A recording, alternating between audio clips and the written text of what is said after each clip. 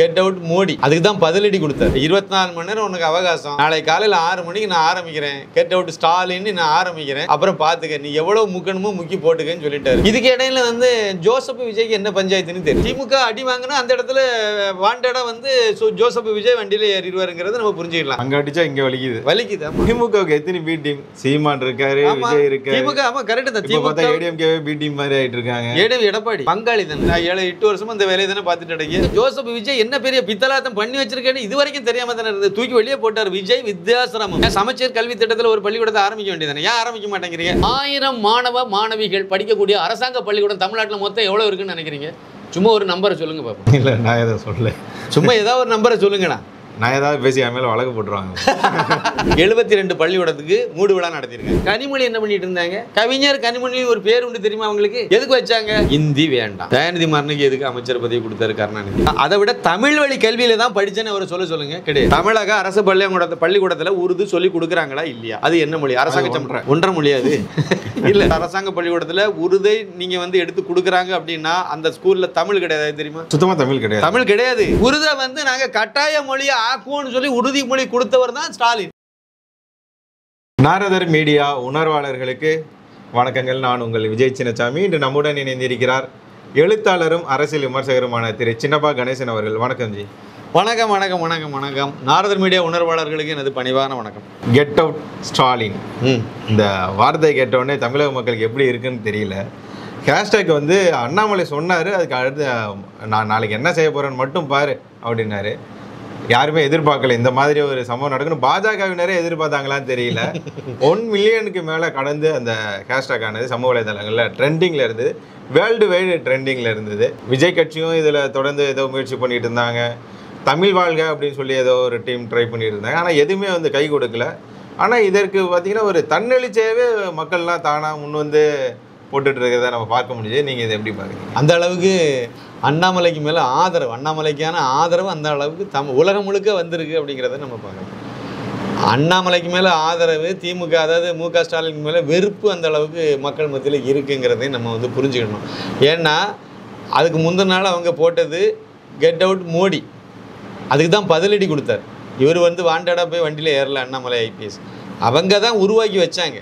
உருவாக்கி வச்சுட்டு எப்போன்ட்டு நடந்துட்டு அழுதுன்னு நேரத்துக்கு புலம்பிட்டு நடந்தாங்க. அதானே உண்மை. முந்தா நாள் அவங்க ஆரம்பித்தாங்க. அவர் சொன்னார், நீ வச்சுட்டல 24 மணி நேரம் உனக்கு அவகாசம், நாளை காலையில் 6 மணிக்கு நான் ஆரம்பிக்கிறேன், கெட் அவுட் ஸ்டாலின்னு நான் ஆரம்பிக்கிறேன், அப்புறம் பார்த்துக்க நீ எவ்வளோ முக்கணுமோ முக்கி போட்டுக்கன்னு சொல்லிட்டாரு. முக்கி போட்டாங்க. என்ன 1,80,000 ஏதோ வந்துச்சுன்னு நினைக்கிறேன். 2 லட்சத்தை தொட்டுச்சான்னு எனக்கு தெரியல. இந்த அளவு தான் திமுகவினுடைய பலம் இவ்வளோ தான் இருந்துச்சு. மக்கள் ஆதரவு இவ்வளோ தான் வந்துச்சு. ஆனால் அண்ணாமலை காலையில் 6 மணிக்கு தொடங்கினாரு. அப்படியே ஒரு 2-3 மணி நேரத்துக்குள்ளே அது 5 லட்சம் 6 லட்சம் அப்படியே போயிட்டு இருந்துச்சு. பார்த்து ராத்திரியெல்லாம் பார்த்தீங்கன்னா அது நைட்டு 11 மணி வரைக்கும் அதை அப்படி கண்டினியூ ஆச்சுது.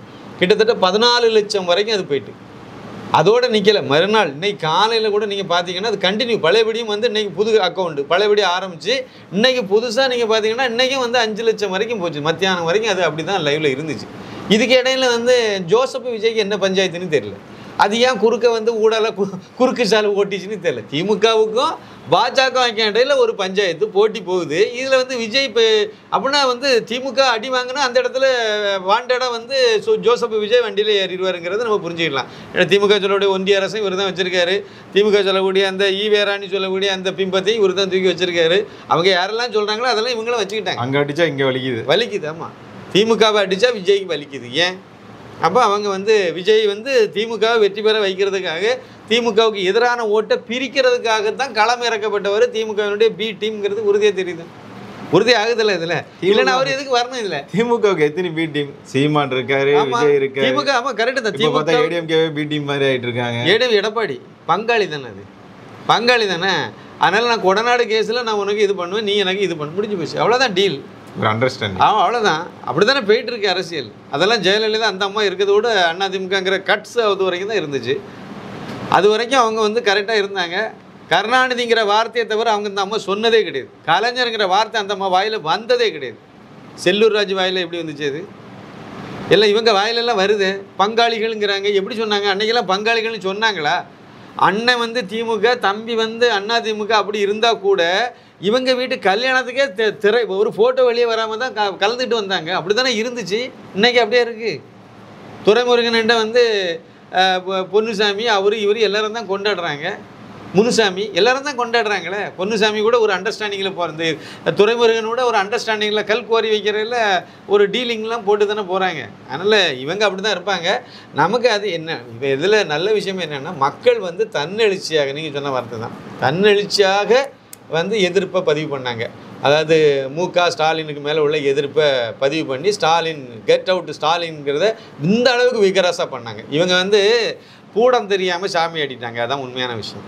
திமுக வந்து கடந்த கால பாஜக தலைவர்கள் மாதிரி மேல்மட்டமாக ஒரு எதிர்த்து 2 மைக்கில் 2 வார்த்தையை பேசிட்டு அண்டர் கிரவுண்டில் ஒரு லீட் டீலிங் வச்சுக்கிட்டு அண்ணன் ஒன்னெல்லாம் போயிட்டு இருந்த கதையெல்லாம் முடிஞ்சு போச்சு. இப்போ வந்து எதுனாலும் பார்த்துடலாம் அப்படிங்கிற மாதிரி அண்ணாமலை இருக்கிறதுனால அவருக்கு ஒளிவு மறைவு இல்லை, வெளிப்படையே போட்டு இது பண்ணுறாரு. பண்ணும்போது இவங்களும் எசக்கு பெசக உள்ள வந்து மாட்டிட்டாங்க. ஒரே மிதியாக மிதித்து தள்ளிட்டார். இப்போ அவமானம் தானே. எதுக்கு இந்த அவமானம்? அது ஒரு ட்வீட் எல்லாம் ஒரு பெரிய இதாக நீங்கள் தானே ட்வீட் போட்டு மோடியை நாங்கள் வந்து கெட் அவுட் மோடி சொன்னோம், கோ பேக் மோடி சொன்னோன்னு நீங்கள் தானே கொண்டாடிட்டு இருந்தீங்க. இவ்வளோ வருஷமாக கொண்டாடினீங்களா? 4 வருஷமாக அதுக்கு முன்னாடியே ஆரம்பிச்சிங்களா? நான் 7-8 வருஷமாக இந்த வேலையை தானே பார்த்துட்டு அடைங்க. இப்போ சரியான ஒரு தலைவன் பாஜகவுக்கு கிடைச்சதுனால இவர் போட்டு ரிப்பீட் ஒரு தடவை தானே திருப்பி அடித்தார். தாங்க முடியல உங்களால். ஓடி ஒப்பாரி வச்சு 3 நாளாக அழுதுட்டு அடைக்கல. எதுக்கு இறங்க வேண்டியது தானே உங்கள் பாட்டுக்கு? நாங்களும் பாருன்னு சொல்லிட்டு நேற்று ஆரம்பிச்சிங்களா? என்னது வெல்க தமிழா வாழ்க தமிழா? திடீர்னு உங்களுக்கு தமிழ் பாசம் வந்து போச்சு. தமிழ் வாழ்கன்னு சொல்கிறது யார்? ஸ்டாலின். அவருக்கு பேரே தமிழ் கிடையாது. அவருக்கு பேரும் தமிழ் கிடையாது. அவங்க அப்பா கருணாநிதி பேரும் தமிழ் கிடையாது. அவருக்கு மகன் உதயநிதிக்கு பேரும் கிடையாது, தமிழ் கிடையாது. அவன் கட்சியினுடைய பேரும் திராவிட முன்னேற்ற கழகங்கிறதும் தமிழ் கிடையாது.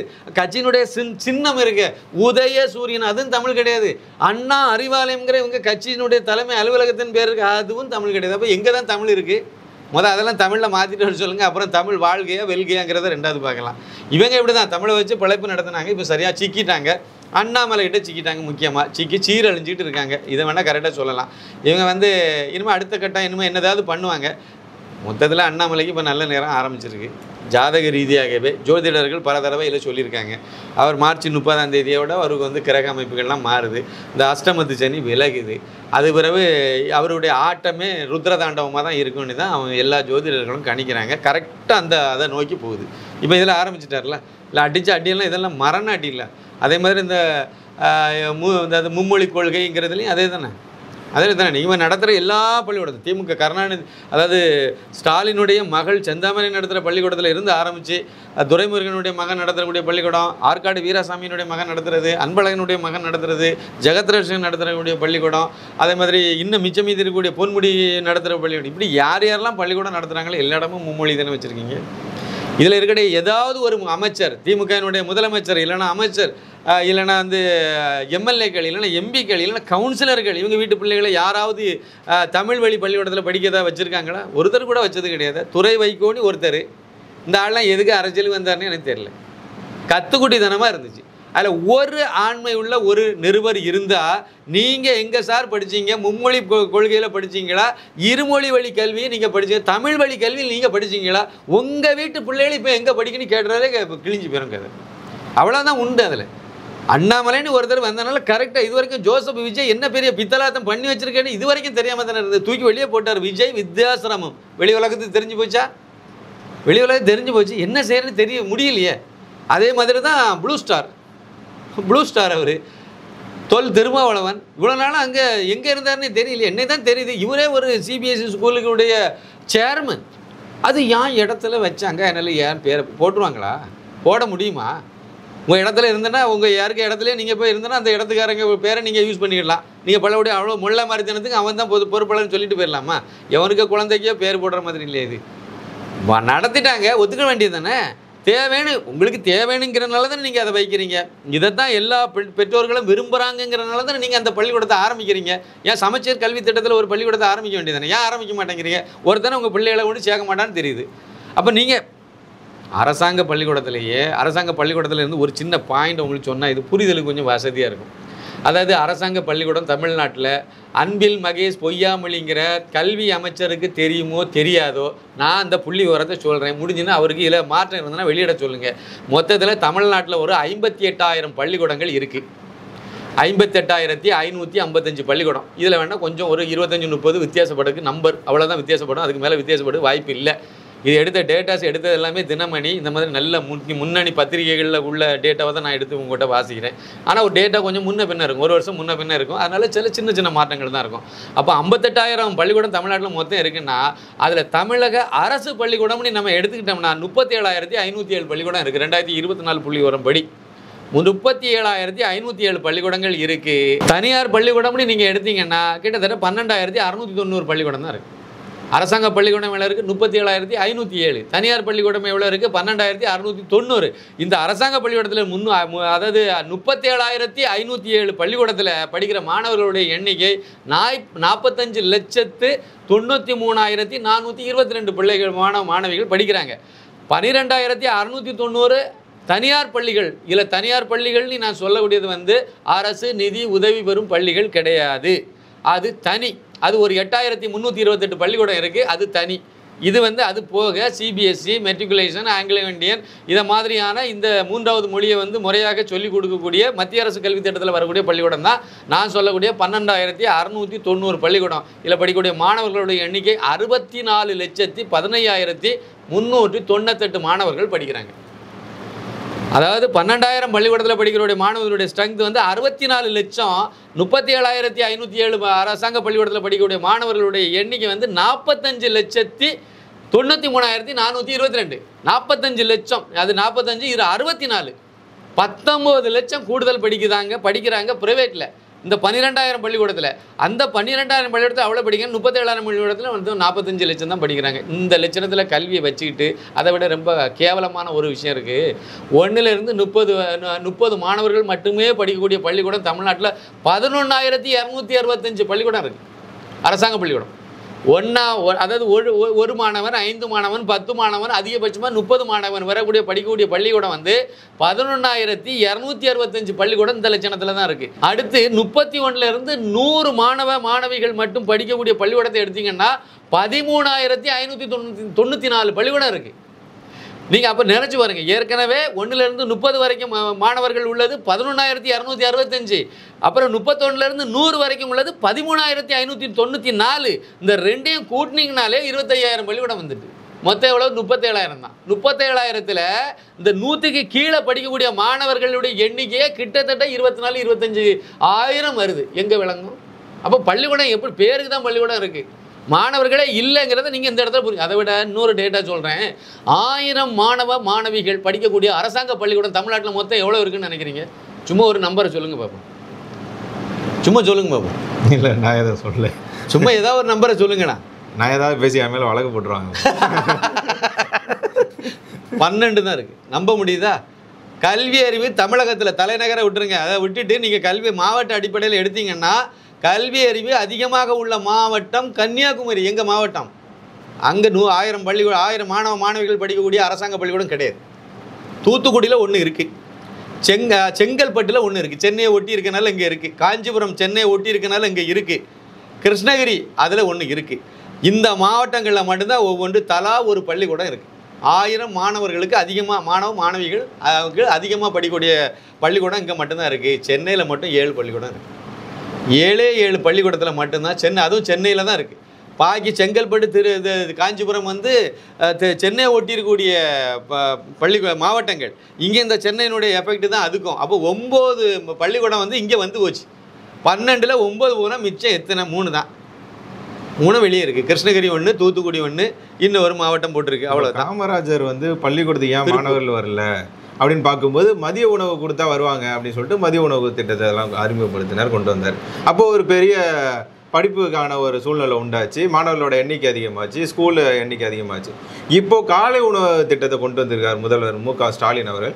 அதனால் வந்து மாணவர்களோட எண்ணிக்கை அரசு பள்ளிகளில் வந்து அதிகமாக இருக்கா?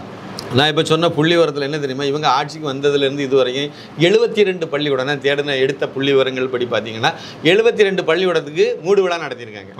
மொத்தத்தில் புதுசாக ஓப்பன் பண்ணல, இருக்கிறத மூடி இருக்காங்க. அடுத்து இன்னொரு டேட்டா உங்களுக்கு சொல்கிறேன். இதுக்கு முன்னாடி இந்த திமுக ஆட்சிக்கு முன்னாடி இல்லை அண்ணா திமுக ஆட்சிக்கு முன்னாடி எடுத்துடுங்க, கொஞ்சம் பழைய டேட்டா. என்ன அப்படின்னா 1:40 ஒரு ஆசிரியருக்கு 40 மாணவிகள். இதுதான் அரசாங்க பள்ளிக்கூடத்தில் உடைய ரேஷியோ இருந்துச்சு. ஒரு ஆசிரியருக்கு 40 மாணவிகள் படித்தது தமிழகத்தில் தான். ஆனால் இன்றைய ரேஷியோ எப்படி இருக்குன்னா ஒரு ஆசிரியருக்கு 24 மாணவிகள் தான் இருக்காங்க. அப்படின்னா அந்த 40 இருந்தது குறைஞ்சிருக்கு அப்படின்னா நீங்கள் ஆசிரியர்களாக நிறைய பேரை போட்டிட்டீங்களா? போடலை. ஆசிரியர்கள் அதே இதில் தான் கம்மியாக தான் இருக்காங்க. ஆனால் மாணவர்கள் வந்து வரல. கழிஞ்சு அப்படியே தனியார் பள்ளிக்கூடத்துக்காக போயிட்டாங்க. அரசாங்க பள்ளிக்கூடத்தை இழுத்து மூடக்கூடிய லெவல்லே போயிட்டு இருக்கு.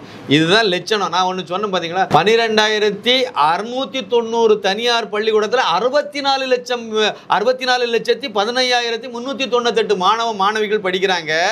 அரசாங்க பள்ளிக்கூடம் 37,507 அரசு பள்ளிகளில் 45,93,422 மாணவிகள் தான் படிக்கிறாங்க. அப்படின்னா எவ்வளவு மோசமான நிலைமையில் தமிழக அரசு பள்ளிக்கூடம் போயிட்டு இருக்கு. சரிவு, மிகப்பெரிய சரிவை நோக்கி போயிட்டு இருக்கு. எப்படி நீங்கள் 12,000 அரசாங்க தனியார் பள்ளிக்கூடத்தில் எப்படி 64 லட்சம் பேர், அதுதான் அது தப்புன்னு சொல்கிறார் யார்? அன்பில் மகேஷ் பொய்யாமொழி அது தப்புன்னு சொல்கிறார். நான் என்ன சொல்கிறேன்னா சரியான டேட்டாவை நீங்கள் கொடுங்க. அண்ணாமலையே கேட்குறாரு. நான் சொல்கிறேன் சரி என்ன தப்புன்னா நீ சரியான டேட்டாவை கொடு. நான் இப்போ கொடுக்குற டேட்டா எல்லாமே அதிகாரப்பூர்வமாக அரசாங்கத்திலேருந்து வெளியிடப்பட்ட டேட்டாக்கள். வருஷம் வேணால் நீங்கள் வந்து முன்னாடி இருக்கலாம். அதுவும் ரொம்ப லாங் இதெல்லாம் கிடையாது. 2023 இருக்கும், இல்லை 24, இல்லை 25, இந்த 3 வருஷத்தில் ஒரு டேட்டா வரும். அதுலேயும் இந்த தமிழக அரசு பள்ளிக்கூடம்னு சொல்கிற பாருங்க 37,507. இது 2024 டேட்டா. அது போன வருஷம் டேட்டா. இந்த வருஷத்தில் இன்னும் பார்த்தீங்கன்னா இன்னும் எத்தனை பள்ளிக்கூடத்தை மூடுனாங்கன்னு தெரியாது. இதுதான் லட்சணம். 30 மாணவிகளுக்கு உள்ளால உள்ள பள்ளிக்கூடமே 11,265 பள்ளிக்கூடங்கள் இருக்குதுன்னா என்ன லட்சணத்தில் தமிழக அரசு அந்த பள்ளிக்கூடங்களை நடத்துது?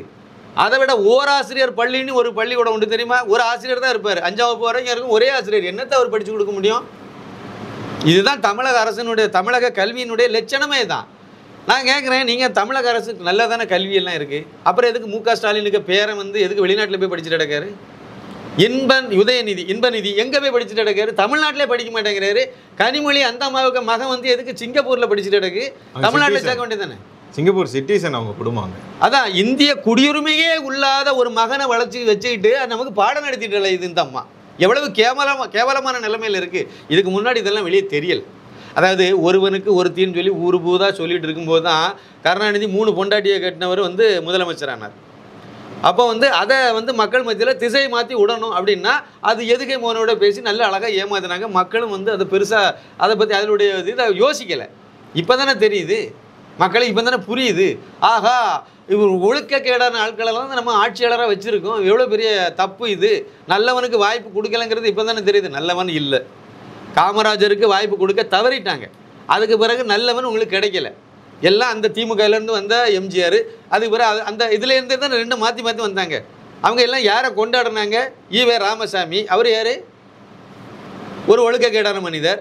அடுத்து யார்? CN அண்ணாதுரை, ஒரு ஒழுக்கக்கேடான ஆள். அடுத்து முதலமைச்சர் யார்? கருணாநிதி. அவ்வளோதான், முடிஞ்சு போச்சு. இவங்ககிட்ட நீங்கள் எப்படி நல்லதை எதிர்பார்ப்பீங்க? ஒழுக்கக்கேடானவன் என்னைக்கு ஒரு குடிகாரன் எப்படி இன்னொரு நேர்மையாக இருக்கக்கூடியன்னு எப்படி அவன் பாராட்டுவான்? ஒரு நேர்மையான ஆளை பாராட்டக்கூடியன்னா காமராஜர் மாதிரி ஆட்கள் இருந்தால் பாராட்டுவாங்க, அண்ணாமலையே பாராட்டுவாங்க. இவங்க எல்லாருமே TRP ராஜா என்ன வேலை பார்க்குறாங்க? தொழிலதிபர். என்ன தொழிலதிபர்? சாராயம் காய்க்கிற ஆள் சார் அவர். அவங்க அப்பா TR பாலு என்ன வேலை பார்த்துட்டு இருக்காரு? சாராயம் காய்ச்சிட்டு இருக்காங்க. சாராயம் காய்க்கிறவன்லாம் சமுதாயத்தில் எப்படி நல்லவனு சொல்லுவீங்க? அவங்க தான் அமைச்சரை வந்து உட்காடுறாங்க. அது எப்படி நல்லதாக இருக்க முடியும்? சாராயம் காய்க்கிறவனுக்கு என்ன எத்திக்ஸ் இருக்கும் சொல்லுங்கள்? பணம் மட்டும்தான் இருக்கும். விபச்சாரம் பண்ணுறவனுக்கு, விபச்சார புரோக்கர் வேலை பார்க்குறவனுக்கு, சாராயம் காய்ச்சிறவனுக்கு என்ன வித்தியாசம் இருக்கும்? எல்லாம் ஒன்று தானே. ரெண்டுமே மக்களுக்கு கேடு, ரெண்டுமே மக்களை அழிவு பாதையை கொண்டு வருது. எங்களுக்கு பணம் தான் பிரதானம்னு சொல்லி தானே வைக்கிறாங்க. அவங்க கையில் நீங்கள் ஆட்சியை கொடுத்தீங்கன்னா, இன்னொன்று நான் கேட்குறேன், திமுகவுக்கு உள்கட்சி விவகாரம் தான், அவங்களுக்கு எந்த இதுவும் கிடையாது. இருந்தாலும் நான் கேட்குறேன், PTR பழனிவேல் தியாகராஜன் அவர் எந்த மாணவர் இதில் இருந்து திமுகவிலேருந்து ஏதாவது போராட்டத்தில் கலந்துக்கிட்டார், அதை பண்ணார், இதை பண்ணி ஏதாவது இருக்கா? இல்லை. படித்தார், வெளிநாட்டுக்கு வேலைக்கு போனார், உயர் படிப்புக்கு வெளிநாட்டுக்கு போனார், படித்தார், வேலை பார்த்தார், எல்லாம் அங்கே தானே. திடீர்னு ஒரு நாள் வந்து இங்கே வந்து MLA ஆகிட்டார். TRP ராஜா என்ன பண்ணிட்டு இருந்தார்? அவர் எல்லாம் திமுகலாம், அதாவது குப்பனும் சுப்பனும் எல்லாம் அவன் வந்து அவன் வீட்டில் இருந்து எல்லா போராட்டம்லாம் பண்ணிட்டு இருக்கும்போது இவர் என்ன பண்ணிட்டு இருந்தார்? நல்ல சொகுசாக படிச்சுட்டு இருந்தாங்க, படிச்சுட்டு வேலை பார்த்தாங்க, தொழில் பண்ணிட்டு இருந்தாங்க. திடீர்னு ஒரு நாள் அரசியலுக்கு வந்து நான் வந்து திமுகன்னு சொல்லி வெளியே காட்டிட்டாங்க. உதயநிதி ஸ்டாலின் என்ன பண்ணிட்டு இருந்தார்? பொறுக்கிட்டு தெரிஞ்சார். அதானே உண்மை. இந்த கதாநாயகிங்கிற பேரில் எல்லாம் சுற்றிட்டு அலைஞ்சார். அதானே எனக்கு அரசியலையும் சம்மந்தம் இல்லைன்னு சொல்லி திடீர்னு ஒரு நாள் கொண்டு போய் நீங்கள் விட்டீங்க. இதே கதை தானே சார் அவ்வளோ. அதே மாதிரி இந்த கதிர் ஆனந்த் என்ன பண்ணிட்டு இருந்தார்? அதே மாதிரி நீங்கள் வந்து கலாநிதி வீராசாமி என்ன பண்ணிட்டு இருந்தார்? வீராசாமிக்கு பையன் அவர் என்ன பண்ணிட்டு இருந்தார்? பொன்முடிக்க பையன் என்ன பண்ணிட்டு இருந்தார்? பெரியசாமி தூத்துக்குடியில் அவருக்கு மகா என்ன பண்ணிட்டு இருந்தாங்க? இப்படி ஒரு லிஸ்ட். கனிமொழி என்ன பண்ணிட்டு இருந்தாங்க? கவிஞர் கனிமொழி ஒரு பேர் உண்டு தெரியுமா அவங்களுக்கு? கவிஞர் கனிமொழி எதுக்கு வச்சாங்க? அது கவிதை எழுதிட்டு அலைஞ்சு அதுக்கு முகம் கவிஞர் அப்படிங்கிற மாதிரி கொண்டு வரக்கு ஆசைப்பட்டு கருணாநிதி அந்த மாதிரி உருவாக்குனார். திடீர்னு ஒரு நாள் அரசியலுக்கு வந்தாச்சு, உடனே அந்த பெரிய ஆள். அப்போ திமுகவில் ஆளே இல்லையா? அதே மாதிரி தயாநிதி மாறன் சரி மும்மொழியை பற்றி பேசணும், அதில் ஒன்று கேட்குறேன், இந்தி வேண்டாம். தயாநிதி மாறனுக்கு எதுக்கு அமைச்சர் பதவி கொடுத்தாரு கருணாநிதி? தயாநிதி மாறன் திடீர்னு ஒரு நாள் கட்சியில் யாரும் உறுப்பினராக கூட இருக்க வாய்ப்பு இல்லை. அப்படிப்பட்ட சூழ்நிலையில் சன் டிவியை 2 மாதம் கேடி பிரதர்ஸ் 2 பேரும் நடத்திட்டு இருந்தாங்க, இவ்வளோதானே? அதை நடத்திட்டு இருந்தாங்க. திடீர்னு ஒரு நாள் அவர் அது தந்தை இறந்தது, அதுக்கு தொடர்ந்து திடீர்னு ஒரு நாள் அவருக்கு மத்திய அமைச்சர் பதவி கொடுக்குறாங்க. ப்ரெஸ்லேருந்து கேட்குறாங்க, எதுக்கு நீங்கள் ஒன்றுமே இல்லாத ஒரு சின்ன பையனை கொண்டு போய் நீங்கள் மத்திய அமைச்சர் ஆக்குறீங்களா? அது கேபினெட் அமைச்சர். அவருக்கு ஹிந்தி தெரியும்னு சொன்னாரா இல்லையா? கலாநிதி மாறனுக்கு ஹிந்தி தெரியும், தயாநிதி மாறனுக்கு ஹிந்தி தெரியும், அதனால் அவரை மத்திய அமைச்சர் ஆக்கியிருக்குன்னு சொன்னது கருணாநிதி. அப்போ அது எப்படி திடீர்னு ஒரு நாள் ஒன்று கொண்டு? அப்போ திமுகவில் யாருமே ஒருத்தன் படித்தவன் இல்லை, யாருமே இல்லையா? அப்படி தானே அந்த கட்சியை ஒரு பரம்பரையாக கொத்தடிமையாகவே கொஞ்சம் கூட்டத்தை வச்சுட்டு இப்படி தானே நடத்திட்டு இருக்காங்க. இன்னொன்று நான் கேட்குறேன், உங்களுக்கு தான் தமிழ் ஆகாது இல்லை? பாராளுமன்றத்தில் போய் நீங்கள் யாருமே பேசாதது இல்லை, 73,000 பேர் பேசக்கூடிய சமஸ்கிருதத்துக்கு நீங்கள் டிரான்ஸ்லேட் எதுக்கு பண்ணுறீங்கன்னு கேட்குறாரு. கலாநிதி மாறன் தான், தயாநிதி மாறன் தான் பேசுகிறாரு. இவருடைய டிவி தான் சன் டிவி, சன் குழுமம் இவங்களுடைய தான். நீங்கள் எதுக்கு மற்ற லாங்குவேஜில் சன் டிவி நடத்துகிறீங்க? மலையாளத்தில் எதுக்கு சேனல், தெலுங்கில் எதுக்கு சேனல், கன்னடத்தில் எதுக்கு சேனல், ஹிந்தியில் எதுக்கு சேனல்? உங்களுக்கு தான் ஹிந்தி ஆகாது இல்லை? எங்களுக்கு ரெட்டை மொழி தானே உங்கள் கொள்கை. அப்போ நீங்கள் அதே மாதிரி பண்ண வேண்டியது தானே? இவ்வளோ தான் வித்தியாசம். அதேமாதிரி இவங்க நடத்துகிற பள்ளிக்கூடத்தில் இது பல தடவை தேய்ச்சிட்டோம், பேசுகிறது தான் இதே தான். அவங்க நடத்துகிற எந்த பள்ளிக்கூடத்துலையுமே 3 மொழி கிடையாது. அரசாங்க பள்ளிக்கூடத்தில் படிக்கிற ஏழைப்பாளைகள் மட்டுமே அது ஏழையாக அப்படியே தேஞ்சி அப்படியே போனோம். இவங்க எல்லாரும், நான் ஒன்று கேட்குறேன், அரசாங்க பள்ளிக்கூடத்தில் 3வது ஒரு மொழி வேணுமா வேண்டாமாங்கிறத முடிவு பண்ணுறது யார்? யார் முடிவு பண்ணணும்? நான் முடிவு பண்ணணும். ஏன்னா நான் அரசாங்க பள்ளிக்கூடத்தில் படித்தேன். நீங்கள் அரசாங்க பள்ளிக்கூடத்தில் படிச்சீங்களா? அங்கே தான் படித்தேன். அப்போ நீங்கள் முடிவு பண்ணலாம், கரெக்டாக இருக்கும். இல்லை அப்படின்னா இப்போ அங்கே படிச்சுட்டு இருக்காங்க அந்த மாணவர்கள் முடிவு பண்ணலாம். எங்களுக்கு 3வது மொழி முடிவு பண்ணலாம், அந்த மாணவருடைய பெற்றோர்கள் முடிவு பண்ணலாம். ஸ்டாலினுக்கு இதில் என்ன இது இருக்குது, என்ன தார்மீக உரிமை இருக்குது? முதலமைச்சர்லாம் முடிவு பண்ணக்கூடாது, அங்கே படிக்கிறவங்க தான் முடிவு பண்ணணும். அதுதானே கரெக்டாக இருக்கும், அதுதானே சரியான ஜனநாயகம். முதலமைச்சர் படித்ததும் தனியார் பள்ளிக்கூடத்தில், முதலமைச்சருக்கு மகன் துணை முதலமைச்சர் படித்ததோ டான் போஸ்கோவில், அப்புறம் கனிமொழி படித்தது சர்ச் பார்க் கான்வென்ட்டில். இவங்க எப்படி அதை முடிவு பண்ண முடியும்? முடிவு பண்ணுறதுக்கு இவங்க யார்? அன்பில் மகேஷ் பொய்யாமொழி அவர் தானே இன்னைக்கு பள்ளி கல்வித்துறை அமைச்சர். அவர் எந்த காலேஜில் எந்த கல்வி திட்டத்தில் படித்தார்? இருமொழி கல்வியில் படித்தேன்னு அவரை சொல்லுங்கள். அதை விட தமிழ் வழி கல்வியில் தான் படித்தேன்னு அவரை சொல்லுங்கள். கிடையாது. அவருக்கு மகன் தமிழே அரசாங்க பள்ளிக்கூடத்திலே படிக்கல, பிரெஞ்சு மொழியை எடுத்து படிக்கிறான் தமிழுக்கு பதிலாக. பிறகு எப்படி விளங்கும் இது? இவங்களுக்கு பேசுகிறதுக்கு என்ன அருகதை இருக்குது? ஆனால் இவர் தான் கல்வி அமைச்சர், விளங்குமா இது? இதுதான் இவங்களுடைய பிரச்சனை. இதே மாதிரி தான் ஒவ்வொரு விஷயத்தை நீங்கள் எடுத்து பார்த்தீங்கன்னா இதான். இன்னொன்று நான் கேட்குறேன், தமிழ்நாடு தானே, இருமொழி தானே, அப்போ 2 மொழி தானே நீங்கள் சொல்லி, அதானே அந்த கொள்கைக்கு பேர். ஒன்று தமிழ், இன்னொரு ஆங்கிலம். அதுதான் எங்களுடையது. தமிழ் தாய்மொழி, அப்புறம் ஆங்கிலம் எங்களுக்கு மற்றவங்க கூட நம்ம தொடர்பு மொழி. இந்த 2 வார்த்தையும் தான் எல்லாரும் பயன்படுத்துனாங்க. உருது என்ன மொழி? தமிழக அரசு பள்ளிக்கூடத்தில் உருது சொல்லி கொடுக்குறாங்களா இல்லையா? அது என்ன மொழி? அரசாங்க ஒன்றரை மொழியாது இல்லை, அது என்ன மொழி? அப்போ நீங்கள் 2 மொழின்னு சொல்லிட்டீங்க, 2 மொழியும் சொல்லிட்டீங்க. உருது அப்போ இதில் எந்த கணக்கில் வருது? மும்மொழி 3வது மொழி அது வருதா இல்லையா? இப்போ இன்னொரு மொழியை சொல்லி கொடுக்குறீங்களா?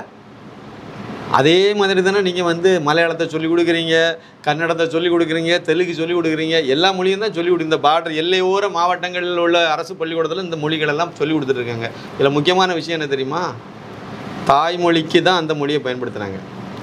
உருது ஒரு பள்ளிக்கூடத்தில் முஸ்லீம்கள் அதிகமாக இருக்கக்கூடிய பகுதியில் உள்ள ஒரு அரசாங்க பள்ளிக்கூடத்தில் உருதை நீங்கள் எடுத்து கொடுக்குறாங்க அப்படின்னா அந்த ஸ்கூலில் தமிழ் கிடையாது, தெரியுமா? சுத்தமாக தமிழ் கிடையாது. தமிழ் கிடையாது, 2 மொழி தான் இருக்கும். அதில் இது தமிழ் மொழி, அதை அடித்து கொண்டுட்டு அந்த இடத்துல உருதை கொண்டு நடுறீங்க. தமிழை காலி பண்ணிட்டு தான் உருதை வைக்கிறாங்க, தமிழை காலி பண்ணிட்டு தான் மலையாளம் வைக்கிறாங்க, தமிழை காலி பண்ணிட்டு தான் கன்னடம் வைக்கிறாங்க. தமிழ் கிடையாது அந்த இடத்துல, இங்கிலீஷ் இருக்கும். அப்போ நீங்கள் எந்த மொழியை வளர்க்கணும்னு நினைக்கிறீங்க? ஆங்கிலத்தை வளர்க்கணுன்னு தான் ஆசைப்படுறீங்களே ஒழிய தமிழ் அழிக்கணுங்கிறத குறியாக இருக்கீங்க. எதுக்கு நீங்கள் அப்போ தெலுங்கு கொடுத்தீங்க? தமிழ்நாட்டில் தமிழ் பள்ளிக்கூடத்தில் இதான் இருக்கும், அப்படி வைக்க வேண்டியதானே? நீங்கள் வைக்கலையே, உருதை வைக்கிறீங்கல்ல. பார்டரில் எல்லையோரம் இருக்கிறதாவது அந்த பக்கம் மலையாளம் பேசுகிறவங்க மக்கள் இருக்காங்க, அதில் கொஞ்சம் பேர் இங்கே இருக்காங்கன்னு ஒரு லாஜிக்கு சொல்லலாம். உருது தமிழன் தானே, தமிழ்நாட்டுக்கு உள்ளே தானே இருக்கான், தாய்மொழி தமிழ் தானே. நீ இதை தான் படிக்கணும்னு சொல்கிறல, உங்களுக்கு என்ன பிரச்சனை? இவ்வளோதான் எத்தோழித்தனம். இதெல்லாம் இப்படியெல்லாம் வச்சு விட்டு அவன் சொல்கிறான் எனக்கு தாய்மொழியே உருதுன்னு சொல்கிறான். அதுக்கு தான் நாங்கள் உருது எடுக்கிறோன்னு சொல்கிறான். உருதை வந்து நாங்கள் கட்டாய மொழியை ஆக்குவோன்னு சொல்லி உறுதிமொழி கொடுத்தவர் தான் ஸ்டாலின். இன்றைக்கி வரைக்கும் அந்த தினமணி பேப்பர் கட்டிங் சர்க்குலேட் ஆகிட்டு இருக்கா இல்லையா, வைரல் ஆகிட்டு இருக்கா இல்லையா? எப்போல்லாம் இந்த இவங்க ஹிந்தின்னு சொல்கிறாங்களோ அன்றைக்கி அதெல்லாம் வரும். நடைமுறையில் அதுதானே இருக்குது. அவ்வளவும் ஏமாற்று வேலை, அவ்வளவும் பித்தலாட்டம். மக்களுக்கு விழிப்புணர்வு ஆகி போச்சு, மக்களுக்கு நல்லா புரிஞ்சு போச்சு. அதனுடைய வெளிப்பாடு தான் இன்றைக்கி வந்து எல்லாத்துக்கும் நல்லா தெரியுது. முக்கியமான விஷயம் என்னென்னா மொழி. இதில் இந்த புதிய கல்விக் கொள்கையில் மொழி ஒரு பிரச்சனையே கிடையாது. 2 விஷயம் இவங்களுக்கு பிரச்சனை ஆகிப்போச்சு. ஒரு விஷயம் என்னென்னா அது சர்வதேச தரத்தில் அந்த கல்வி திட்டம் அமைஞ்சிருக்கு. அதை அமைச்சவங்க யாருமே வந்து சாதாரண மனிதர்கள் கிடையாது, அரசியல்வாதிகள் கிடையாது, கல்வியாளர்கள் நெத்த படித்தவங்க தான் அதை பண்ணி வச்சுருக்காங்க. அதனால் கஸ்தூர் ரங்கன் தலைமையிலான விஞ்ஞானிக்கு தலைமையிலான அறிக்கை அது. அப்போ அவங்க கொடுத்த அறிக்கையில் வந்து அது முழுக்க அது சர்வதேச உலகத்தில் எந்த நாட்டில் கல்வி மிக உயர்ந்த இடத்துல இருக்கோ அந்த கல்விக்கு இணையாக இவங்க பிளான் பண்ணி கொண்டு வராங்க. அப்போ ஒன்று வந்து அது சர்வதேச தரம், இன்னொன்று வந்து என்னென்னா அது எல்லா மாணவனுக்கும் கிடைக்கணும்னு நினைக்கிறாரு மோடி. அரசாங்க பள்ளிக்கூடத்தில் கொடுத்தீங்கன்னா எல்லா மாணவனுக்கும் கிடைச்சிடும். தனியார் பள்ளிக்கூடத்தில் வந்து ஏற்கனவே மெட்ரிகுலேஷன் ஆங்கில வேண்டிய இதில் படிக்கிறவங்களாம் வசதியானவங்க அவங்க மத்திய கல்வி திட்டத்தில் தான் படிக்கிறாங்க. அப்போ சென்ட்ரல் சிலபஸில் தான் அவங்க வராங்க. ஏறக்குறைய சிபிஎஸ்சிங்கிறது ஒரு பிரிவாக இருந்தாலும் மற்ற ஆங்கில இந்தியன் மெட்ரிகுலேஷன் எல்லாம் ஏறக்குறைய அதுக்கு ஓரளவுக்கு அதுக்கு இணையாக தான் வராங்க. அவங்க இந்த புதிய கல்வி கொள்கையை அமல்படுத்திடுவாங்க, அவங்களுக்கு ஒன்றும் பிரச்சனை இல்லை. அப்போ அரசாங்க பள்ளிக்கூடத்தில் கொடுத்தீங்கன்னா ஏழைகளும் அதுக்கு தகுதியான தரமான பள்ளிக்கூடத்தை பாடத்தில் படிப்பாங்க. அதில் உங்களுக்கு என்ன பிரச்சனை? அப்போ நீங்கள் ஏழைப்பாளைகள் வந்து 3வது மொழிங்கிறது சொல்லப்படுற காரணம், அதையும் 3வது மொழி தான் சொல்லியிருக்காங்க, இந்தின்னு சொல்லலை. அதில் உனக்கு என்ன மொழி வேணாலும் படித்து கொடுத்துடுங்க. கேரளா ஒட்டியிருக்க மாவட்டம் அந்த மாவட்டங்கள்லையா இல்லைனா அங்கே இருக்கக்கூடிய பகுதிக்கு பள்ளிக்கூடத்துலையா நீங்கள் மலையாளத்தை 3வது மொழியை எடுத்து படிக்க சொல்ல அவங்க விருப்பம். ஏன்னா அவங்க மலையாளம் தாய்மொழி, அவங்கள பொறுத்த வரைக்கும் தாய்மொழி மலையாளம். அப்போ மலையாளத்தையும் படிப்பாங்க, இதையும் படிப்பாங்க. உருது முஸ்லீம் ஏரியாவில் முஸ்லீம்கள் வந்து அவங்க தமிழையும் படிப்பாங்க, ஆங்கிலத்தையும் படிப்பாங்க, உருதையும் படிப்பாங்க. அவங்களுக்கு அது உருது அவங்களுக்கு தேவை, அவங்களுக்கு விருப்பம், அதை படிச்சுட்டு போகிறாங்க. இப்படி எல்லா இதையும் வாய்ப்பு தானே. அப்போ அவங்க தானே இன்னொன்று முடிவு பண்ணுறது முதலமைச்சர் கிடையாது. 3வது மொழியாக ஒரு மாணவன் ஒரு பள்ளிக்கூடத்தில் ஒரு மாணவன் இல்லை, ஒரு பள்ளிக்கூடத்தில் உள்ள மாணவர்கள் என்ன இதை படிக்கணுங்கிறத முதலமைச்சர் முடிவு பண்ண முடியாது, கல்வி அமைச்சர் முடிவு பண்ண முடியாது, நீங்களும் நானும் முடிவு பண்ண முடியாது. அந்த பள்ளிக்கூடத்தில் உள்ள மாணவர்கள், ஆசிரியர்கள், பெற்றோர்கள் இவங்க தான் முடிவு பண்ணணும் 3வது மொழியாக எதை படிக்கலாம். ஹிந்தி படிக்கலாமா, தெலுங்கு படிக்கலாமா, மலையாளம் படிக்கலாமா, உருது படிக்கலாமா, எதை படிக்கணும்னு அவங்க முடிவு பண்ணுவாங்க. முடிவு பண்ணி அவங்க எதை சொல்கிறாங்களோ அதுதான் அங்கே நடைமுறை. அதுக்கு ஆசிரியரை நீங்கள் கொடுக்கணும், அவ்வளோதான். அவங்க எதை சொல்கிறாங்களோ அந்த ஆசிரியர் அங்கே இருந்தாங்கன்னா இல்லை பரவாயில்ல, இல்லைனா கொடுக்கணும். எப்போ முதல் ஒரு தடவை மட்டும். அது பிறகு வருஷம் அவங்க அந்த ஸ்கூலில் அதுதானே நடைமுறைக்கு வரப்போகுது. எப்போவாவது ஒருக்க மாற்றணும்னு நினச்சாங்கன்னா மாற்றிட்டு போகிறாங்க. எனக்கு வந்து மலையாளம் வேண்டாம், அது போல் நான் இந்தியை படிக்கிறேன் இல்லைனா தெலுங்கு படிக்கிறேன்னா படிச்சுட்டு போகிறாங்க. அப்போ இவங்க அவ்வளவு அயோக்கியத்தனம். இவங்க என்ன சொல்கிறாங்க, அது ஹிந்தி வந்துச்சுன்னா வந்து எல்லா மொழியும் அது அழிச்சிரும். இன்றைக்கி கூட அந்த கனிமொழி இந்த மாதிரி தான் ஒரு இதை சொல்லி ஏமாத்திருக்குது. ஹிந்தி வந்துச்சுன்னா தமிழ் மொழி வழி பள்ளியிலே படிக்காத கனிமொழி, அதுக்கு என்ன தகுதி இருக்குது இதை பற்றி பேசுகிறதுக்கு? தமிழ் வழி கல்வியிலே அது படிக்கலை, அது வந்து பாடம் நடத்திட்டு கிடக்கு இந்த அம்மா. அதாவது எப்படின்னா தமிழை அழிச்சிடும். எப்படி அழியும்? தமிழ் எப்படி அழியும்னு கேட்குறேன். ஏற்கனவே திராவிடத்தால் அழியாததா? ஆமாம், திராவிடத்தால் அழியாத தமிழை தமிழை நீங்கள் தான் அழிச்சு வச்சுருக்கீங்க, அதான் கரெக்டானது. தமிழ் எப்படி அழியும்? நீங்கள் இன்னொரு ஹிந்தி மொழி இங்கே படிக்கிறனால தமிழ் எப்படி அழியும்? ஆங்கிலம் அழிஞ்சு போயிடும். அதான் பிரச்சனை.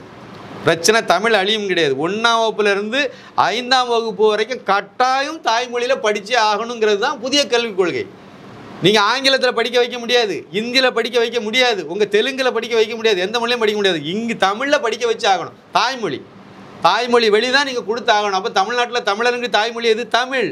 அப்போ நீங்கள் 5ஆம் வகுப்பு வரைக்கும் நீங்கள் வந்து அது துறை வைக்க பிள்ளையாக இருந்தாலும் நீங்கள் வந்து தமிழில் தான் படிக்க வைக்கணும், தெலுங்கில் படிச்சிக்க முடியாது. இல்லைனா வேறு லாங்குவேஜில் இங்கிலீஷில் போகிறேன்னா ஒன்றும் நழுவ முடியாது. தமிழில் படி, நல்லது தானே. இவங்களுக்கு தமிழில் அங்கே படிக்க வைக்கிறது இவங்களுக்கு அதான் பிடிக்க மாட்டாங்க. அதான் ஃபாரினில் சேர்த்து விட்ருவோமே. இல்லை, வேற கொள்கை தானே அது. சனியனை அதை விட்டு தொலை, நீ இங்கிலீஷில் பேசு, வேலைக்காரிகிட்டே இங்கிலீஷில் பேசு, வைப்பாட்டிகிட்டே இங்கிலீஷில் பேசு, அப்படி தானே அவர் சொல்லிட்டு கிடக்காரு. அதனால் இவங்க அந்த ஸ்டைலுக்கு தான் போகிறாங்க. ஆங்கிலம் அழிஞ்சு போகும் சார், அதான் பிரச்சனை. 2வது திமுக அழிஞ்சு போயிடும்.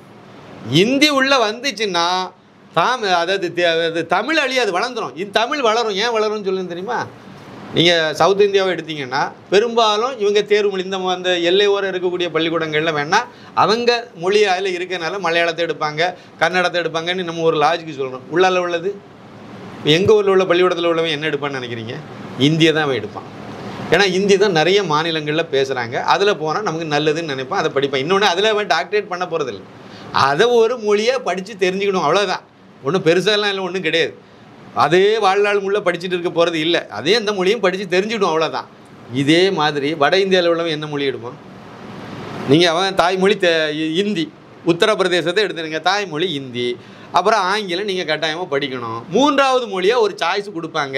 அவனுக்கு வந்து இந்தி பேசுகிற மாநிலங்கள் எல்லாரையும் இந்தியை வச்சு அவன் வந்து பேசுகிற முடியும், தொடர்பு அவன் படுத்த முடியும். அப்போ அவன் 3வது ஒரு மொழி வாய்ப்பு வரும்போது அவன் என்ன மொழியே எடுப்பான்? இந்திய மொழியில் 3வது மொழியை அவன் எடுக்கணும். என்ன மொழியை எடுப்பான்? தமிழை தான் எடுப்பான். ஒன்று தமிழ் எடுக்கலாம், மலையாளம் எடுக்கலாம், தெலுங்கு எடுக்கலாம், இப்படி கொடுப்பாங்க லிஸ்ட்டு. மேற்கு வங்காளத்தில் அந்த வங்காள மொழியை படிக்கிறத விட, மலையாளத்தை படிக்கிறத விட தமிழை படித்தா இது தொன்மையான மொழி, சிறப்பான மொழி. மோடி வேறு அதுக்கு பெரிய பப்ளிசிட்டி பண்ணிகிட்டு இருக்கார். உண்மையான விஷயம் தானே? இங்கேருந்து நேர ஐநா சபையில் போய் நின்றுட்டு அவர் முழங்குறாரா இல்லையா? கணியன் பூங்குண்டனானுடைய யாதும் ஊரை யாவரும் கேளீர், இதை தானே அவர் சொல்லிட்டு வர்றாரு. அதனால் அவர் தமிழை அங்கே ஏற்கனவே அங்கே நிலைநாட்டிட்டு வர்றாரு. அதனால் இவங்களுக்கு தமிழை படிப்போமே அப்படிங்கிற நோக்கத்தில் தமிழை தான் அவங்க எடுப்பாங்க. அப்போ வட இந்தியாவில் தமிழை படிக்க ஆரம்பித்தோம்னா அங்கே தமிழ் டீச்சர் தேவைப்படுங்களா? நீங்கள் தமிழ்நாட்டில் இருந்து தானே தமிழ் ஆசிரியைகளை அனுப்புவீங்க. இப்போ தமிழ் அங்கே வளரதானே செய்யும். எப்படி தமிழ் அழியும்? முட்டா பயிலும் படிக்காதவங்களுக்கு தமிழ் அழியும்னு தான் சொல்லுவோம். அவனுக்கு எதுவுமே மூளையே கிடையாதுல்ல. 848 பக்கம்னு நினைக்கிறேன். புதிய கல்விக் கொள்கையினுடைய அறிக்கையினுடைய பக்கங்கள் 800க்கு மேலே ஏதோ இருக்குது. இதில் என்னை படிச்சிருப்பாங்கன்னு நினைக்கிறீங்க? அதில் எதை படிச்சிருப்பாங்கன்னு நினைக்கிறீங்க? துண்டு சீட்டு படிச்சிருப்பாங்க. அதே திணறுது, அதே தப்பு படிச்சுட்டு கிடக்கிறாரு. இந்த லட்சணத்தில் இவங்க இதெல்லாம் படிச்சுட்டு வந்து பேசுகிறாங்கன்னு நினைக்கிறீங்களா? ஒரு மண்ணும் கிடையாது. இவங்களுக்கு தமிழை அழிக்கணும் அதே சமயத்தில் திமுக நீங்கள் எல்லாம் படிக்க வச்சு முன்னேறிட்டா திமுக போஸ்ட் விட்டு ஆள் வராது, கட்ட பஞ்சாயத்து நடத்துக்கு ஆள் வராது, திருமாவளவனுக்கு. இதான் பிரச்சனை. அதனால தான் அவங்க வந்து இன்னொன்று எல்லாத்துக்கும் மேலே பள்ளிக்கூடம், தனியார் பள்ளிக்கூடம் 12,000 பள்ளிக்கூடம் நான் சொன்னோம்ல, அதில் பெரும்பாலும் யார் வச்சுருக்கான்னு நினைக்கிறீங்க? அரசு நிதி உதவி பெறும் பள்ளிங்கிறது தனி. அது காமராஜர் காலத்தில் இருந்து தனியார்கள் நிறைய பள்ளிக்கூடத்தை ஆரம்பித்தாங்க. அதில் உள்ள சிஸ்டம், அதில் நிறைய மிஷினரி ஸ்கூல் நிறைய இருக்குது. இந்துக்கள் ஸ்கூல் ஒரு சில ஸ்கூல் இருக்குது, முஸ்லீம் ஸ்கூலும் அதில் இருக்குது. அது வந்து தனி. இது போக வெளியே புதுசாக ஆரம்பிக்கப்பட்டது தான் மெட்ரிகுலேஷன், ஆங்கிலோ இண்டியன், இது எல்லாமே சன்ஷைன் உட்பட. இந்த பள்ளிக்கூடம் நடத்துறதெல்லாம் யாருன்னு நினச்சிட்டு இருக்கீங்க? அதிகமான பேர் திமுககாரங்க, மிச்சம் மீதி உள்ளவன் அதிமுககாரங்க. அதுலேயும் ரொம்ப சொற்ப எண்ணிக்கையில் காங்கிரஸ், கம்யூனிஸ்ட்டுன்னு ஏதோ 1-2, காங்கிரஸில் கொஞ்சம் பேர் இருக்காங்க அங்கங்கேயா. இதை மாதிரி கொஞ்சம் பேர் நடத்துகிறாங்க. யாராவது பாஜகக்காரன் நடத்துகிறானா? இல்லை.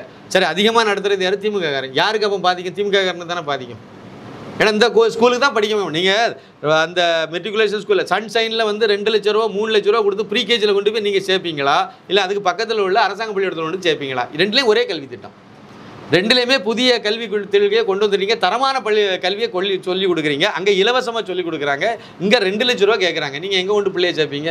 இலவசமாக தானே கொண்டு போய் சன்ஷைனில் தான் சேர்ப்போம். ஏன் அப்படின்னா மேலேருந்து கூரை பேர்ந்து விழுவோம், காம்பவுண்ட் சுவர் கீழே விழுவோம், பாத்ரூம் வசதி இருக்காது அரசாங்க பள்ளிக்கூடத்தில்.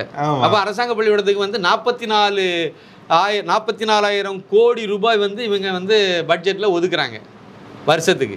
44,000 கோடி, அதுக்கு மேலே தான் வருது, கீழே இல்லை. 44,000 கோடிக்கு மேலே அந்த பணம்லாம் எங்கே போகுது? அப்போ நீங்கள் அதைத்தானே செய்யணும். கட்டமைப்பாக நீங்கள் மேம்படுத்தணும். ஆசிரியர்கள் போதுமான அளவு கொடுக்கணும். அரசாங்க ஆஸ்பத்திரி அந்த லட்சணத்தில் தானே அரசாங்க பள்ளிக்கூடத்தில் பாடம் எடுக்கிற ஆசிரியர்கள் வந்து அனுபவசாலிகள்.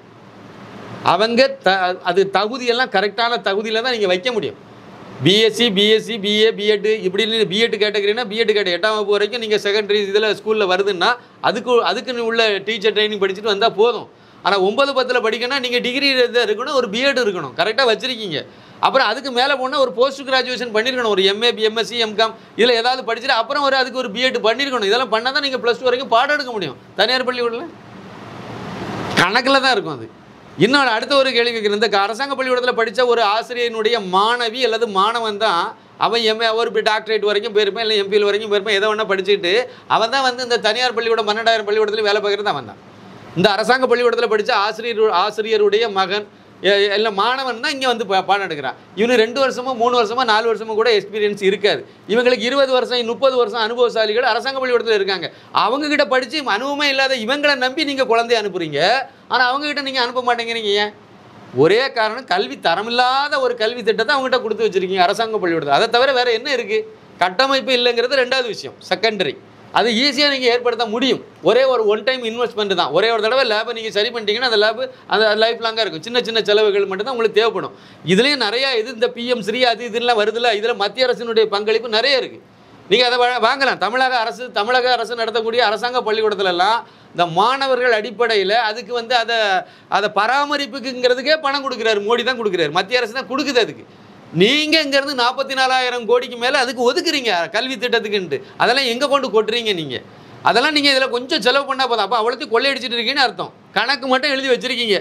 சரி, அண்ணாமலை வந்து முதலமைச்சராக உட்காந்துட்டு இந்த கணக்கு வழக்கெல்லாம் திருப்பி இருக்க பார்த்தாருன்னா அத்தனை பேரும் ஜெயிலில் தான் இருப்பாங்க.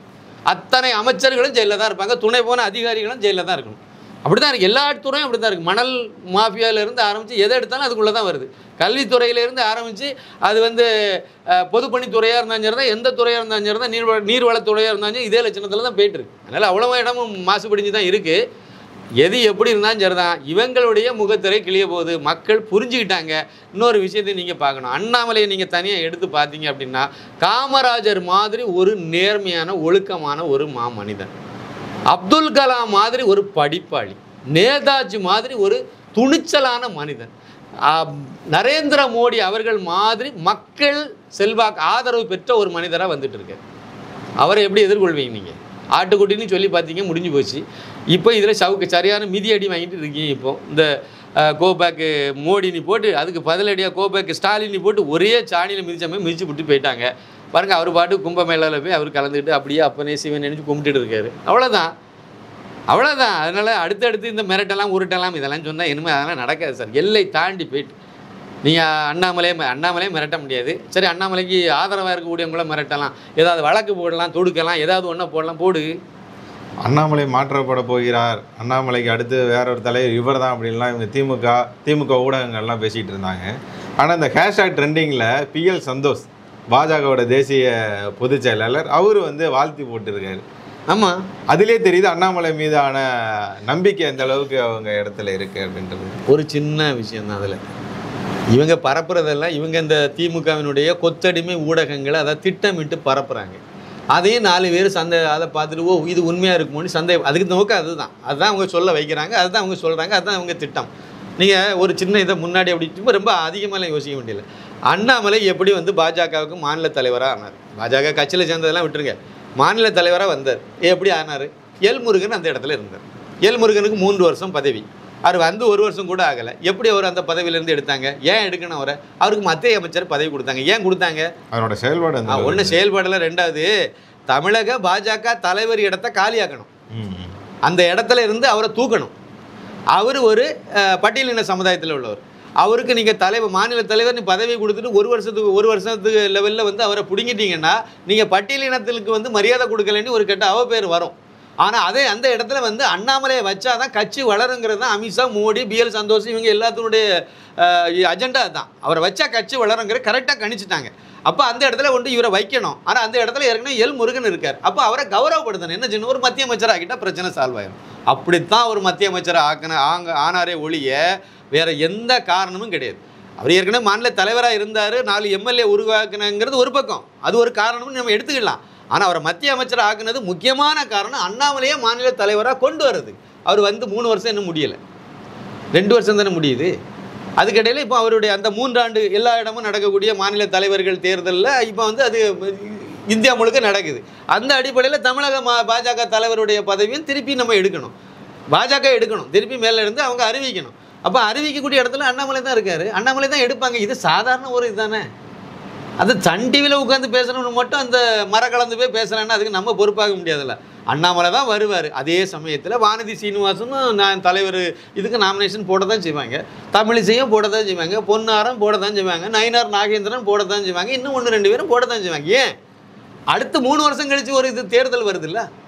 அண்ணாமலைக்கு பதவி காலம் 6 ஆண்டு காலம், 5 வருஷமாக இருந்தாலும் 2 டேர்ம் தான். இப்போ 2 தடவை தொடர்ச்சியாக அவர் இருந்துட்டார் அப்படின்னா 3ஆவது தடவை ஆட்டோமேட்டிக்காக அந்த பதவியிலேருந்து இன்னொரு ஆளை தான் வைப்பாங்க.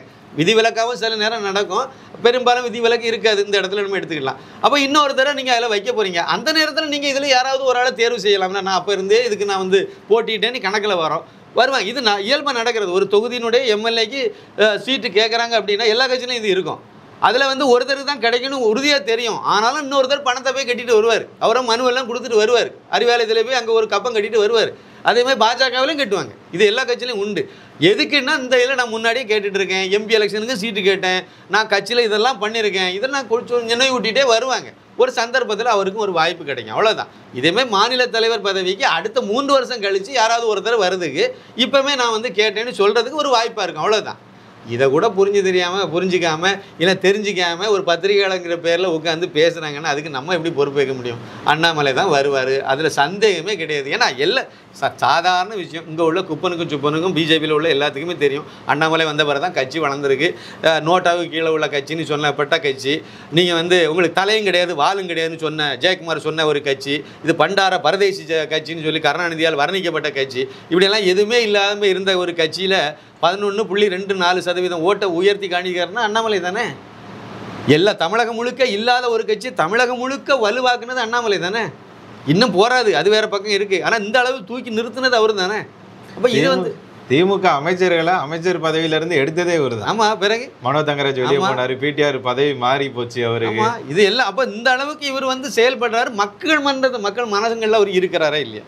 அவர் இல்லாமல் இருந்தாருன்னா ஒரு சாதாரண ஒரு ட்வீட்டில் இன்னொரு விஷயம் இருக்குது, எல்லாரும் ட்வீட்டில் வந்து வரமாட்டாங்க. ஒருத்தர் ஃபோன் பண்ணார் என்கிட்ட, அது ஒரு நல்ல இது விஷயம். தருமபுரியே ஏதோ அந்த பகுதியிலேருந்து ஒரு வயசானவர் ஃபோன் பண்ணி ஒரு தகவல் உங்கள்கிட்ட சொல்லணும்னு சொன்னார். என்ன ஐயா சொல்லுங்க ஐயா அப்படின்னு கேட்டால், எனக்கு ட்விட்டர் அக்கௌண்ட்லாம் கிடையாது, என் பேரனை வச்சு என் மொபைலில் ஒரு ட்விட்டர் அக்கௌண்ட்டை உடனே ஓப்பன் பண்ணி அதில் நான் இதை ட்வீட் பண்ணினேன்னு சொல்கிறார். அதாவது கெட் அவுட் ஸ்டாலின்ங்கிறத நான் ட்வீட் பண்ணினேன், ஏன்னா அண்ணாமலை சொல்லிட்டாரு, அதனால் நான் பண்ணினேன். அவருக்கு அதுக்கு ட்விட்டரில் அதுக்கு அனுபவமே இல்லை, அறிமுகமே இல்லை. புதுசாக ஒரு அக்கௌண்ட் ஓப்பன் பண்ணி அதில் நான் இந்த ஹேஷ்டாகை நான் ட்வீட் பண்ணேன், அதுலேருந்து நல்ல பல பேருக்கு நான் வந்து அதை பண்ண சொல்லி நான் ரெக்கமெண்ட் பண்ணேன்னு சொல்கிறார். சொல்லி அதை தகவலை எனக்கு ஃபோன் பண்ணி சொன்னார். உண்மையிலே நடந்த விஷயம். இன்னொரு முக்கியமான விஷயம், வயசான ஒரு 60 வயசு 80 வயசு ஆனவங்க பெரும்பாலும் இல்லை இருக்க வாய்ப்பில்லை, ரொம்ப அரிதாக தான் இருப்பாங்க. அவங்களுக்கு இதுக்கு சம்மந்தமே கிடையாது. அப்படின்னா 14 லட்சம் பேர் இதில் பண்ணியிருக்காங்கன்னா யார்? இளைஞர்கள் தானே நிறைய இருப்பாங்க, படித்தவங்க தானே நிறைய வந்திருப்பாங்க இதில். அப்போ படித்தவங்க இளைஞர்கள் அதிகமான பேர் அண்ணாமலை பக்கம் இருக்காங்களா இல்லையா? இடையில ஒரு குறுக்கு சால் ஓட்டினார் பாருங்க ஜோசப் விஜய், அதில் எவ்வளோ வந்துச்சு? முக்கிய ஒரு 3.5 லட்சம் 4 லட்சம் அவ்வளோதானே போயிட்டு இருந்துச்சு. 14 லட்சம் எங்கே இருக்குது, 4 லட்சம் எங்கே இருக்குது? இதானே நிலவரம் அவங்களுக்கு. நீ என்னதான் பண்ணாலும் உனக்கு இவ்வளோதான் அப்படின்னு அண்ணாமலை சொன்னது கரெக்டாக. திமுக அதை விட கேவலமெல்லாம் கிடந்துச்சு. இவங்க நாங்கள் கெட் அவுட் மோடின்னு போட போடு, அப்புறம் வந்து அதை விட்டுட்டு அதை வந்து வேற மாதிரி திரிச்சு பார்த்தாங்க. அது வேற மாதிரி பாஜகவுக்கு ஷாக்கு கொடுத்தாங்க. ஒரு பெரிய முக்கிய தொலைக்காட்சியில் உடைய ட்விட்டர் பேஜில் இதை நான் எதை பார்த்தேன். அது பெரிய எதிர்பாராத ஒரு அதிர்ச்சியை கொடுத்தாங்க. என்ன அதிர்ச்சி கொடு? தமிழ் வாழ்கன்னு போட்டாங்க. சரி, அதுக்கு எவ்வளவு ட்வீட் பண்ணியிருக்காங்கன்னு பார்த்தீங்கன்னா அது ஒரு 38,000 40,000 இப்படி போயிட்டு இருந்துச்சு. 1 லட்சம்னே வச்சுடுங்க, 14 லட்சத்துக்கு 1 லட்சத்துக்கு என்ன வித்தியாசம்? எவ்வளவு பெரிய வித்தியாசம் இருக்குது. நீ போட்டு எதுவுமே இவ்வளோ தானே உங்கள் கெப்பாசிட்டி. இதை வச்சு தான் மக்களை ஏமாத்திருக்கீங்க. அப்போ இவ்வளோ வருஷமாக அப்படி தான். உண்மையை சொல்ல போனீங்கன்னா தமிழ்நாட்டில் இதுக்கு முன்னாடி இருந்த நிலவரம், செல்வி ஜெயலலிதா அவர்கள் உயிரோடு இருக்கிறது வரைக்கும் தமிழ்நாட்டில் பெரிய கட்சி அதிமுக தான்.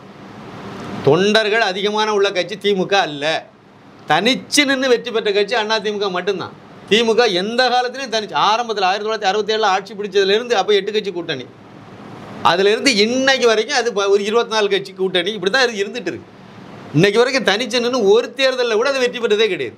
ஆனால் அதிமுக வெற்றி பெற்றிருக்கு. மக்களோடு நான் சொந்த அம்மா சொல்லி மக்களோடு தான் கூட்டணின்னு சொல்லி வெற்றி பெற்றிருக்காங்க. அது அந்த அம்மா இருக்கிறது வரைக்கும். இப்போ அதுவும் புஷ்வானமாக போயிடுச்சு.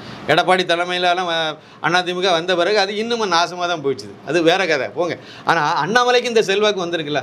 எல்லா கட்சிக்கும் 2024 தேர்தலில் வந்து ஓட்டு சதவீதம் கீழே இறங்கும்போது திமுக அதிமுக எல்லாம் அடி வாங்கும்போது பாஜக மட்டும் ஏறுமுகத்தில் மேலே ஏறி 2% 1.5% சொன்ன கட்சிக்கு 11.24% ஓட்டுக்கு கொண்டு உயர்த்தியிருக்காருல. அப்போ மக்கள் வந்து இந்த பக்கம் திரும்பிட்டாங்க. இன்னொருபடி மேலே சொல்கிறதா இருந்தால் தமிழகத்தில் கிராமப்புறங்களில் மோடியை ஒரு வில்லனாக தானே கட்டமைச்சு வச்சுருந்தாங்க. அதை உடைச்சதே அண்ணாமலை தானே. தமிழகத்தில் இது அதாவது அரசியல்னால் ஒரு சாக்கடை அப்படின்னு சொல்லிட்டு தானே படித்த மக்கள் எல்லாம் ஓரங்கட்டி அதை ஒதுங்கிட்டு இந்த பக்கமே எட்டி பார்க்காம இருந்தாங்கல்ல. இப்போ திருப்பி அவங்க அரசியலை கவனிக்கிறாங்க, உள்ளே வராங்க. படித்தவங்க படித்து வேலை பார்க்குறவங்க திருப்பி உள்ளே வராங்கன்னா அண்ணாமலை வந்த பிறகு தானே. பெண்கள் வந்து அரசியலை பற்றி பேசுகிறாங்க சார். அண்ணாமலை வந்த பிறகு மட்டும்தான் இது சாத்தியமாச்சு. அண்ணாமலையே ஒரு ரோல் மாடலை எடுத்துக்கிட்டு நிறைய இளைஞர்களும் இளம் பெண்களும் உள்ளே வந்துட்டு இருக்காங்கல்ல. அண்ணாமலைக்காக வராங்க, பாஜகவோ வரல. அண்ணாமலைக்காக பாஜக வந்துட்டு இருக்காங்க. இதெல்லாம் அண்ணாமலையினுடைய மேஜிக் தானே, அவருக்காக நடக்கக்கூடிய விஷயங்கள் தானே. அப்போ இது விஷயம் மோடிக்கும் அமித்ஷாவுக்கும் தெரியாது. அவங்க உடனே தூக்கி இதை வந்து இன்னொருத்தட்ட கொடுத்துருவாங்க. கொடுத்து இந்த திண்டுக்கல்லேருந்து ஒரு பெரிய பூட்டை வாங்கிட்டு வந்து கமலாலயத்தை போட்டு பூட்டிடுவாங்க. என்ன விவாதம் இது! இப்படி தான் இவங்க பேசிகிட்டு இருக்காங்க. இன்னும் ஒரு 4 நாள் ஒரு வாரத்தில் அறிவிச்சிருவாங்கன்னு நினைக்கிறேன். கிட்ட நெருங்கிட்டு அதுக்கு. ஏன்னா எல்லா மாநிலத்துக்கும் அறிவிக்கணும், தமிழகம் மட்டும் கிடையாது. தமிழகம் மாதிரி எல்லா மாநிலங்களையும் அந்தந்த அங்கே அதுக்கு உள்ளால உள்ள எல்லா மாவட்டங்களையும் முடிச்சுட்டாங்க. மாவட்ட தலைவர் பதவியெல்லாம் முடிஞ்சு போச்சுது. இனிமேல் அடுத்து வந்து அதுக்கு அடுத்த லெவல் மாநில தலைவர்கள் பதவி தான். அதை சீக்கிரம் அறிவிப்பாங்க. எல்லாம் முடிஞ்சது, இனிமேல் அறிவிக்க போகிறாங்க. அது சீக்கிரம் அறிவிப்பாங்க. அது வரைக்கும் இவங்க கொஞ்சம் ஆனந்தப்பட்டு போட்டு விடுங்க. உங்களுடைய பொன்னான நேரத்தை ஒதுக்கி பல தகவல்களை நாடுதல் மீடியாவுடன் பகிர்ந்து கொண்டதற்கு மிக நன்றி. மிக்க நன்றி. நன்றி, வணக்கம்.